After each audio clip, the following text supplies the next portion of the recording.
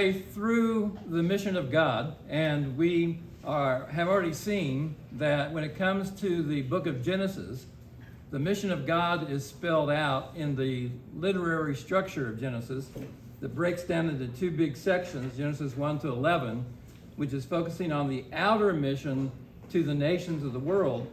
And then the second part of the book of Genesis changes its focus to Israel itself and the inner mission to Israel. We'll kind of tease that out a little bit more as we work our way through the material tonight, but that's kind of a general overview of this breakdown of the missions that we're going to see in terms of the mission of Israel, the mission of the servant, the mission of Jesus, and the mission of the church. They all partake of those two orientations that we see in the mission of God. They're reflected all the way through the Bible from Genesis to Revelation. John Stott once said, "It is no exaggeration to say that the Bible is a missionary book because the God of the Bible is a missionary God." When you think of who the first missionary in the Bible is, we often don't think of God. But when Christian theologians began to develop the concept of mission, they actually thought of it originally as a characteristic of the triune God. God the Father sends the Son, God the Son sends the Spirit. And then the Godhead, embodied in Jesus Christ, sends us. And so that missionary movement is a chief characteristic of God himself. In fact, there is a mission of God because there is a missionary God. And apart from that heartbeat of God himself, who is the first missionary in the Word of God, we would not have all the other versions or iterations of mission like the one we're going to be looking at tonight in terms of the people of Israel, without that pulsating heart of God who is concerned for and loves all the nations of the world, not just the nation of Israel. That is his peculiar possession, his treasured people, but not exclusive to all the other nations of the world. He focuses his eye on Israel because he wants to reach the nations of the world. So Israel always had to be careful in her self-understanding that she did not puff herself up because she was thinking of herself as God's chosen people to the exclusion of all the other nations of the world. That's a misunderstanding of God's relationship to Israel. God is blessing Israel in Genesis 12 so that Israel can be a blessing to the nations of the world. The same is true for us. We receive the blessings that we have received from Christ, the spiritual blessings of our salvation, so that we can be a blessing in turn to others and share that good news with them. And that movement finds its origin in God himself. Now, sometimes it pays not to read what's on the internet. And here's a good example. Mission is, and after that, problematic. Mission isn't a term which is found in the Bible. This means that people are able to read all sorts of meanings into it. This is a problem. So says Eddie, who is some kind of a blogger on the internet. The problem with Eddie is that he hasn't paid a whole lot of attention to the scripture itself, because mission is both a biblical concept and a biblical word. We have evidence of that in the Hebrew language. Selah and Salih are Hebrew words for going on a mission or being sent. We have the Greek words apostello and apostolos. We have the Latin Vulgate that uses missit and missio, from which we get our English word mission. And then in English we have that word. The problem is that a lot of people, when they're looking at a Bible translation and they go through the concordance of that Bible translation, like the New International Version that we use on Sunday morning for our scripture reading, if you would go through that particular translation, you might not run across the word mission because it gets left out in the translation. But let me give you some examples of where you will find it. The Lord sent you on a mission and said, go, 1 Samuel 15, RSV and ESV. Revised Standard Version, English Standard Version, translate the Hebrew word, selah, as mission. We see it again in verse 20. I have gone on the mission to which the Lord sent me. The message. In the 3rd year of his reign, Jehoshaphat sent his officials on a teaching mission to the cities of Judah. And then in the New Testament, the RSV in Galatians 2, for he worked through Peter for his apostolic mission to the circumcised, and worked also through me for mine to the Gentiles. And then in Acts 12, Barnabas and Saul returned from Jerusalem when they had completed their mission. So mission is a biblical word. It's just that you have to be able to see it in either its original language, Hebrew, Greek, or Latin, or get a good Bible translation that's faithful to the actual words that are there in the original text. So people who tell you that mission is not a biblical word are not correct. It is a biblical word, and it's a biblical concept because we've already seen that concept being played out in the book of Genesis. It has to do with that big picture view of God's salvation and his desire to see his salvation taken to the ends of the earth. Now, we see this especially in John 20:21. He said, therefore, to them again, peace be to you, this is Jesus speaking, as the Father has sent me, I also send you. If you could read the Latin Vulgate, you would see the two words there that are derived from that Latin word missio, or mission. So when Jesus is saying this, he is using the verb form of mission and telling us that just like he has been sent from the Father, he is sending us. So this is part of the missional movement that we see in Scripture that begins in the missionary heart of God and extends out to all of God's people and eventually to all the nations of the world. We see this if you pay attention to the way in which God is represented in the Old Testament as the God who sends. And you have a lot of passages of Scripture. This is representative. This is not exhaustive of all of them. But it gives you a good idea of the kind of language that is being used to represent how God sends others to carry out a mission that he has given to them. This mission, then, also has some content to it. They just don't go and stand there and twiddle their thumbs or stand there and take up space. They actually have to do something or say something as a representative of God. He sends them with the expectation they are actually going to say something when they get to wherever he sent them or to whomever he has sent them. Remember, he sends Jonah to the city of Nineveh, and he has a message that he wants Jonah the prophet to speak to the city of Nineveh. And Jonah says, not going to do that. And so there is no communication. It takes, even though he's been sent, he doesn't speak to them because he runs the opposite direction. He tries to get away from that responsibility. So there is this expectation that when you are sent by God, you're going to say something for God or about God. What is the result of all of that? God sends, his missionary speaks, and the result of that speaking is a response from those who hear. And that response is a response of conversion. And we have examples, many examples, in the Old Testament especially, since that's our focus now, of people who hear whatever the missionary is saying to them, who have been sent by God, and there is a positive response to that message. They respond in faith to whatever has been spoken to them, and they place their faith in Yahweh, the God of Israel, and they become then a part of the covenant community of Israel. And in that movement, from an outsider to an insider, even though they are Gentiles, it doesn't make any difference. It doesn't make any difference what nationality you are or what ethnicity you are. As long as you hear and you respond, you are going to be accepted. You're going to be welcomed into the family of God. And that openness to others who are different from the people of Israel is at the core of their identity as the people of God. And it's that we want to focus our attention on tonight. Terence Fredheim, remember last time we referenced this comment that he made. In Israel, there was an active missionary enterprise based upon a sophisticated theology of mission. We've seen some of that already. There is an elaborate, sophisticated thinking that's going on here about how Israel understands herself as those who have been sent by God to the nations of the world.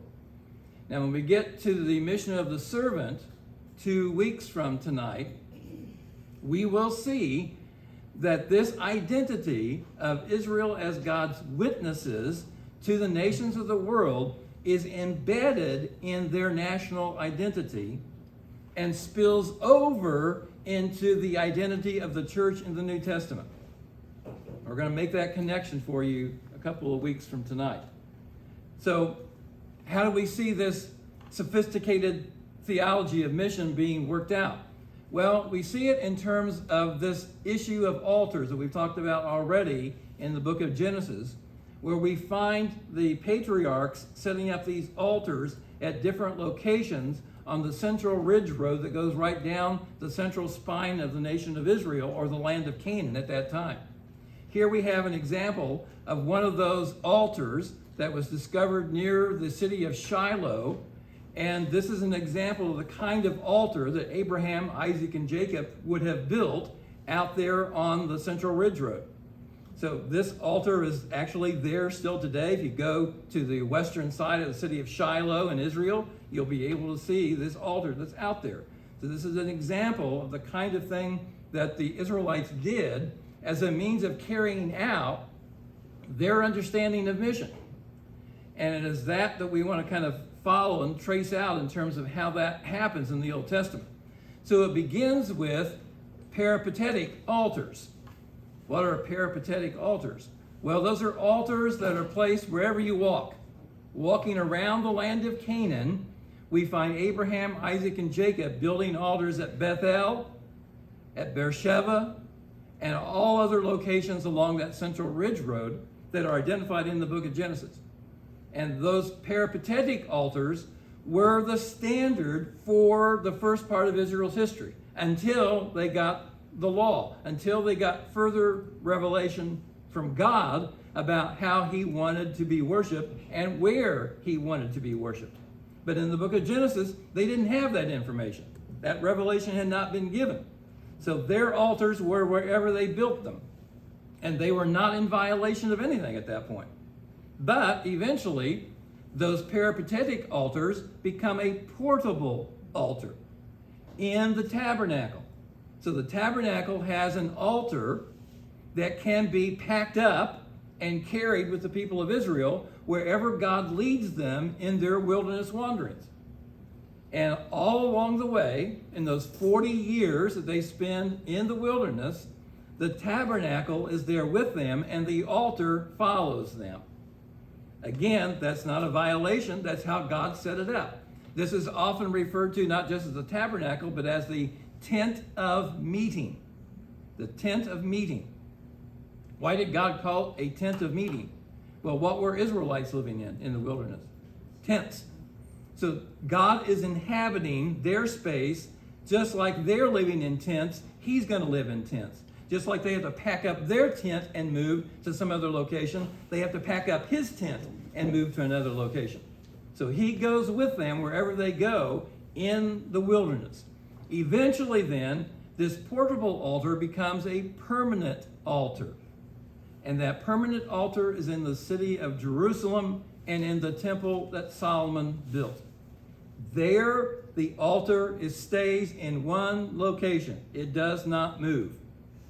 You cannot pick up that altar and take it with you someplace else. And you cannot set up a rival altar someplace else in the land of Israel.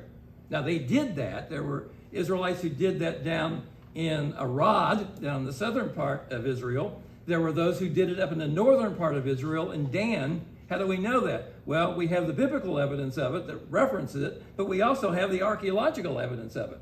In both places, in Arad and in Dan, we have these altars that are still there to this day. If you go to Israel, you can see them. And because of that rival altar set up, they were in violation of God's command. And they were condemned by God and by the prophets, by the leaders of Israel, for setting up those altars that were in violation of God's strict command that he was to be worshiped only in one place at the altar in Jerusalem. without any violation of that. Well, that means then that we've got to kind of shift our gears a little bit here as we leave the book of Genesis and we move over into the monarchy period. Solomon is king now. The first king of Israel was Saul, followed by David, followed by Solomon. Saul reigned for 40 years. David reigned for 40 years. And Solomon reigned for 40 years. Until Solomon's heart became divided by his intermarriage with foreign women who diverted his attention away from Yahweh to their idols. And because his heart was divided before God, the nation of Israel was divided, split north and south. And so because of Solomon's sin, the nation of Israel is split. But before all that happens, Solomon has what the writers of 1st and 2nd Kings and 1st and 2nd Chronicles describe as a whole heart. He has a whole heart like the heart of his father David. That's the language that is used. In other words, he's fully devoted to the Lord. He's 100% in for the God of Israel, without any diversion from that to any other idol in the Canaanite pantheon. So he's loyal to God. He's faithful to God at this stage of his reign in Israel. And because he is a Shalomon, he is a man of peace, he is going to be the one who's going to build God's house for him. Not David. David's a man of war. God didn't want him building the temple. Solomon is a man of peace. So he's going to build the temple.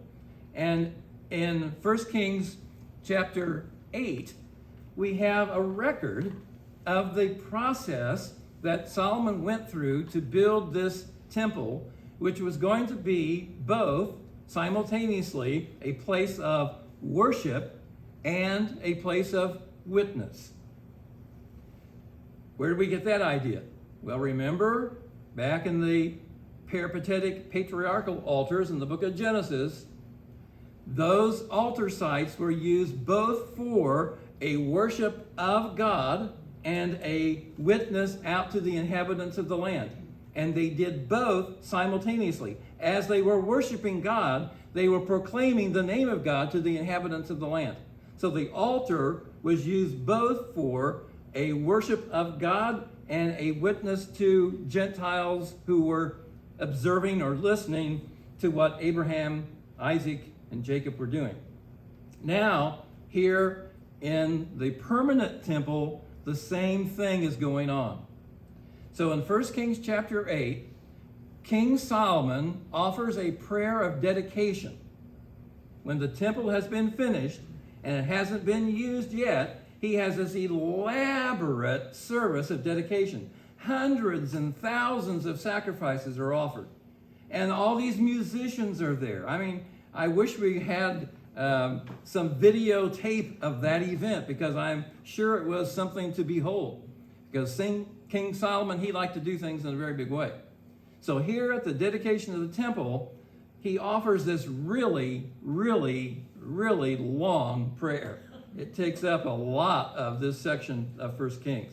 I've summarized it here for you, thankfully. All the assembly of Israel,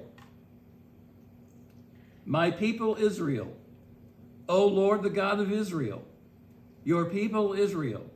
This is Solomon speaking now. Then hear in heaven and forgive the sin of your people Israel. Then hear in heaven your dwelling place. Over and over and over again, the focus in the first part of his prayer is on the people of Israel. And God, hearing the people of Israel who come to the temple to worship him, hear their prayer and respond positively to their request. That's his petition in this prayer. Then, all of a sudden, in verse 41, he shifts. The camera moves. It pans over to the foreigner. All along, you've been talking about Israel. Now, all of a sudden, he says, oh, by the way, when the foreigner comes to this temple, and 2 times he mentions the foreigner. And he uses the Hebrew word nokri, or nokrim in plural form. This is a special class of people, just like the Gerim that we talked about last week in terms of Ruth, who is a Moabitess. She's not a Jew, she's a Gentile who becomes a part of the people of Israel. So those folks who are coming into the land of Israel from someplace else in the world, they're Nokrim or Gerim. They're either resident aliens or they're non-permanent residents of the land of Israel. And because of that, Solomon is saying there's going to be people coming to this temple other than Jews. And when they come, Solomon has some things he is requesting of God on behalf of them. Notice that these Gentiles are going to come to Israel's temple. When he comes from a distant land, and then again, when he comes and prays toward this house, that is the temple. So Solomon is expecting in his prayer of dedication that once this temple is up and running, there are not just going to be Jews there worshiping God, there are going to be Gentiles coming to worship God too.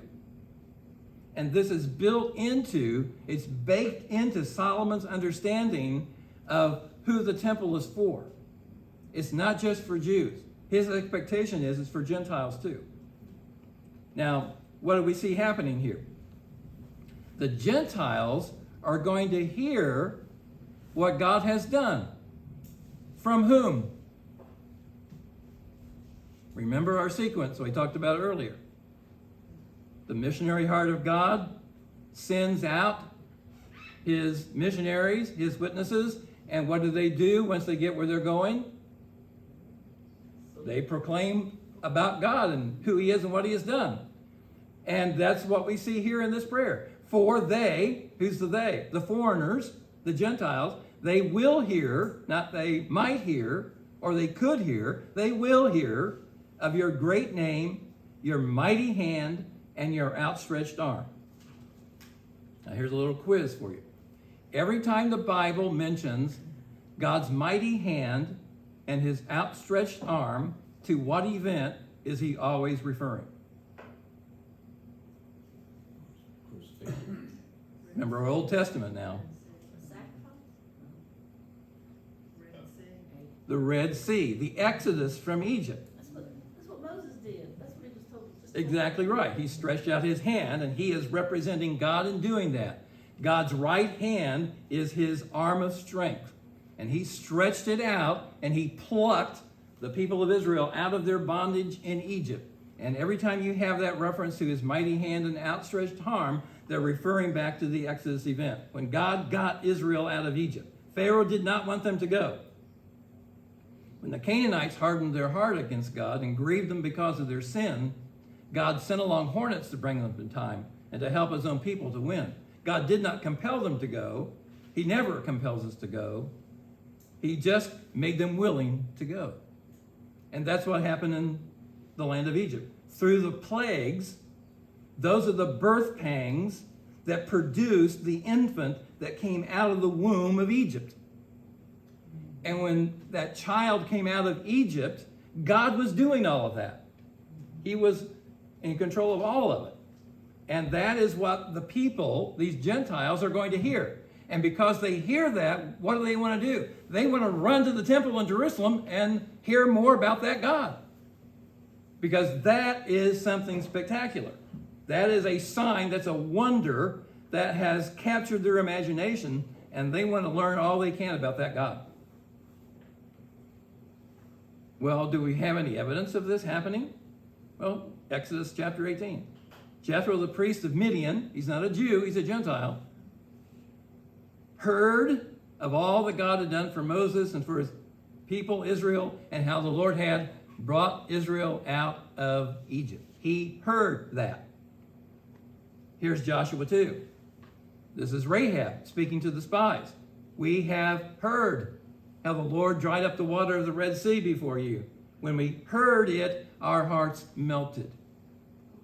Here is Joshua 5. It came about when all the kings of the Amorites were beyond the Jordan to the west, and all the kings of the Canaanites who were by the sea heard how the Lord had dried up the waters of the Jordan before the sons of Israel, their hearts melted too. So just like they did in terms of the Red Sea, when they crossed the Jordan River, same response. Here we have Joshua 9. Your servants have come from a very far country because of the fame of the Lord your God, for we have heard report of him and all that he did in Egypt. So these missionaries that have been sent out by God are talking about God and what he has done. The response is to come and get more information. And where do they come? They come to the Jewish temple in Jerusalem. And that's what Solomon expected. That's why it's in his prayer. As for the foreigner, when he comes here, listen to his prayer. Now, what we see happening here is very, very important. It's the reason why you got to pay attention to the text. Because a lot of people stop there in that part of Solomon's prayer, but it goes on.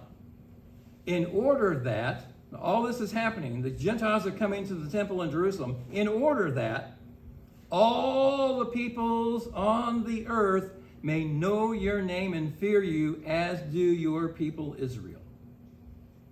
You see what the writer is doing here? Remember that missional arc we talked about in the first session that runs from Genesis to Revelation, that helps us tie individual people, stories, and events to that big picture view of things? Well, that's what the writer is doing here.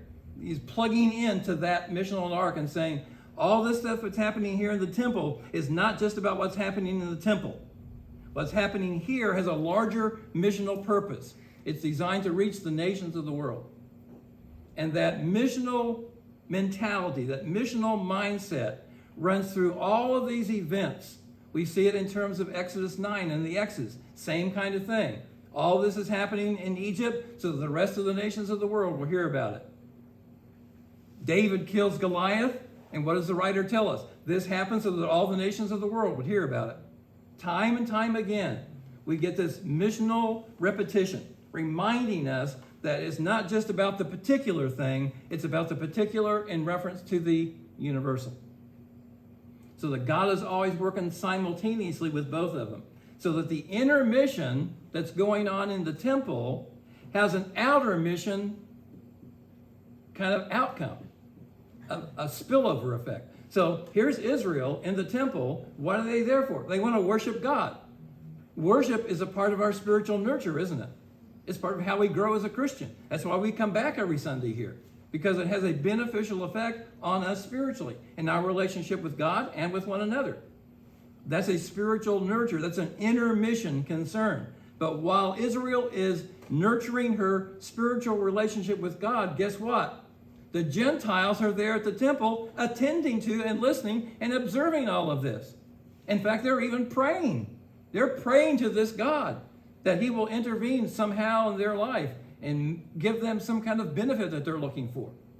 So it has a very powerful influence to help Israel accomplish both her inner mission of remaining spiritually vital as a nation and her outer mission to the nations of the world. And she accomplishes both at that one altar.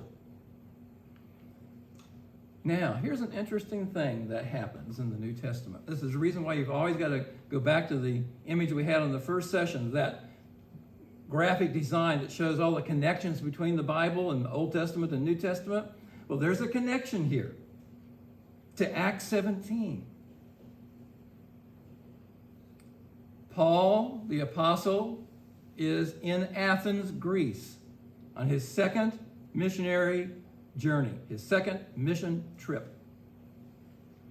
And he has been summoned to the Areopagus.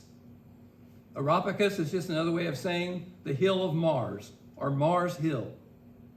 You may have heard a church named Mars Hill Church. That's where they get their name, from Acts 17. So here, this picture is actually a picture of Mars Hill. And here is Mars Hill in the foreground with the Parthenon in the background. So here's Acts 17. So Paul stood in the middle of the Areopagus and said, "Men of Athens, I observe that you are very religious in all respects.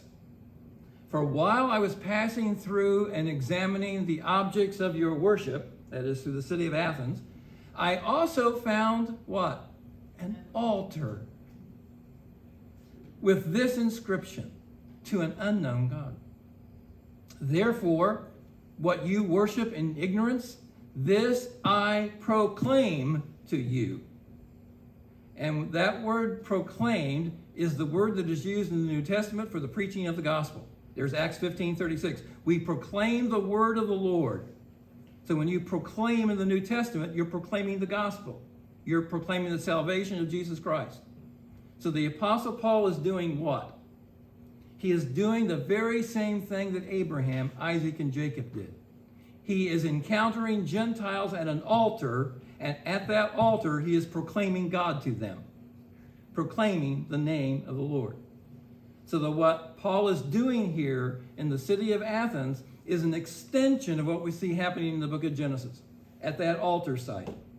And the Apostle Paul is deliberately doing this. How do we know that? Look at the language.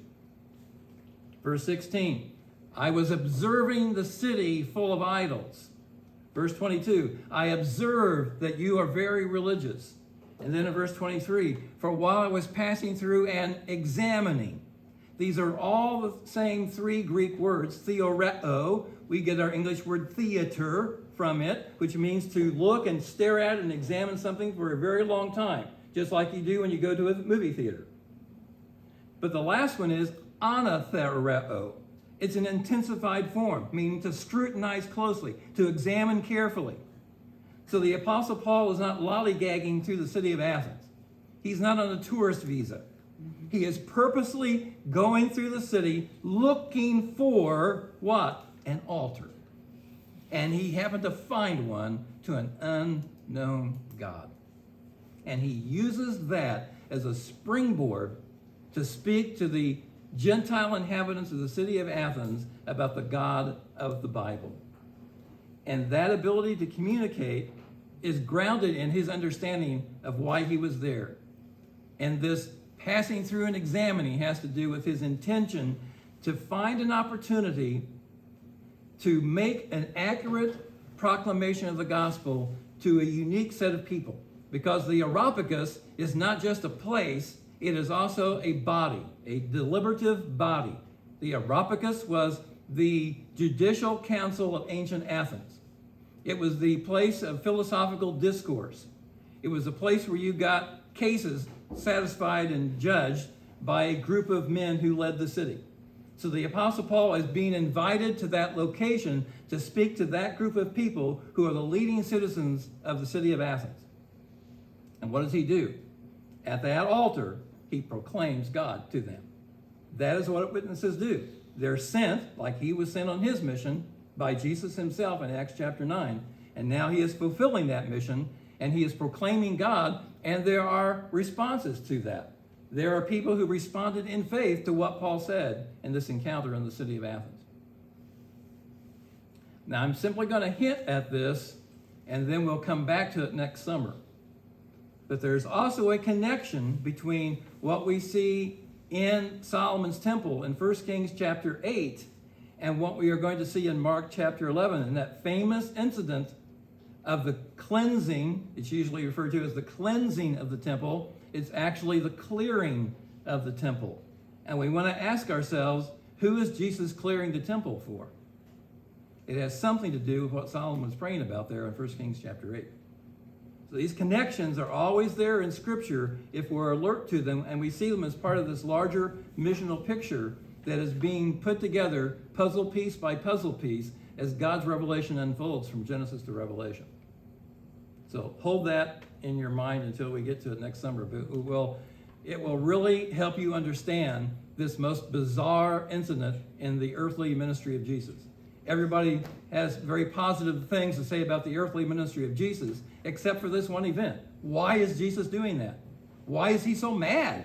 Why is he so angry at these people? Why is he using physical force to clear them out of the temple?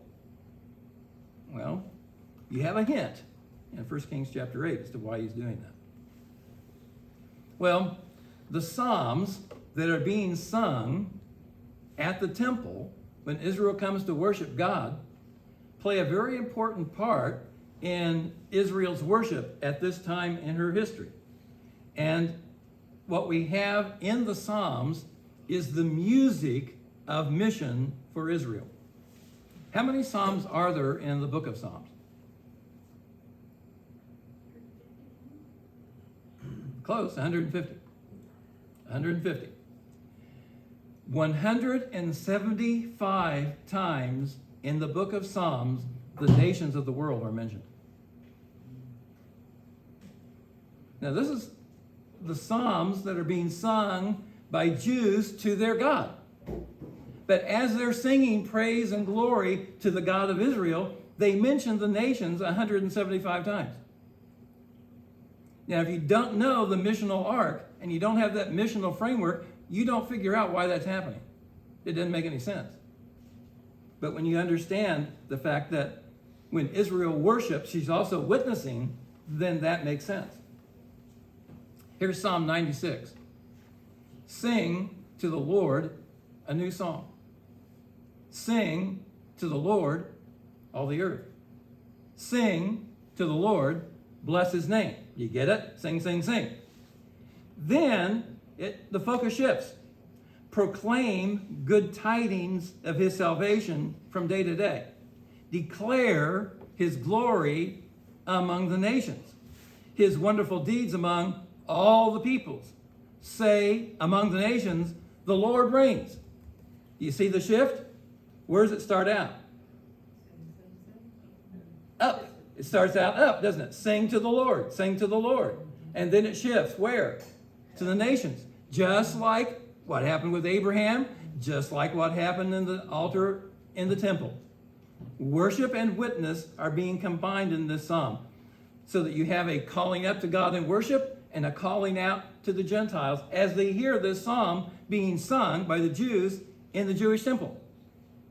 Even though it's their temple, it's open to Gentiles who are there worshiping along with them. That's why John Goldingay says this psalm implies a missionary commission to Israel. A missionary commission to Israel in Psalm 96. So here's this first psalm. This is the very first psalm that David composed. Make known his deeds among the peoples. Tell of his glory among the nations.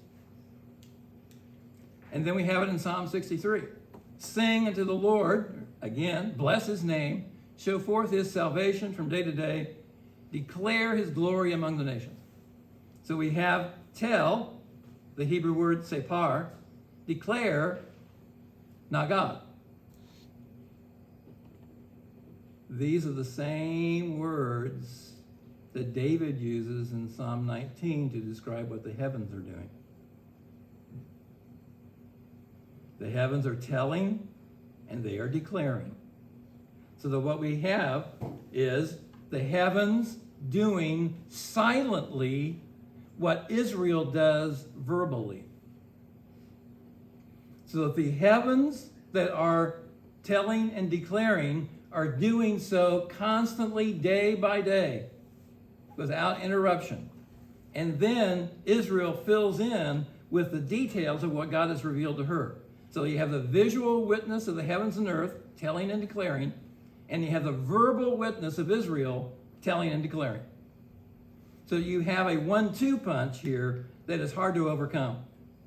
There is what we might call kind of a pre-evangelistic setting up of the stage by the heavens declaring the glory of God and telling of his handiwork. And then you have Israel filling in the details of that, because you're not going to learn everything about God by looking at the stars. So Israel has a role to come in and fill in the gaps with that revelation by giving them the special revelation that God has given Israel in his word. So we are seeing here the mission of Israel to the nations hooked up with their mission to themselves. And those two things are not separate. They're always combined. They're linked together. And we see this in the life of Abraham, and we see it also in the way in which Israel has this concern for the next generation. Every section of the Old Testament, law, prophets, and writings, they're concerned about passing on this faith to their children, because as long as they have a strong, viable faith in Israel, they'll be able to carry out their mission to the nations. But if that gets crippled in some way, then their ability to communicate God to the nations is going to be hampered. So what you're going to do in your groups now is you're going to get a feel for how God sets out this responsibility of parents to be a witness to their children about what God has done for Israel. And there are these three sets of texts in the Old Testament. Group 1 is going to have Exodus, Group 2 is going to have Deuteronomy, and then Group 3 is going to have Joshua. So I'd like to have you kind of float around, divide into three groups around the room, and Mary's going to come and talk to us about the mechanics of how we're going to work through these texts and what we want to glean from them as we kind of wrap things up tonight.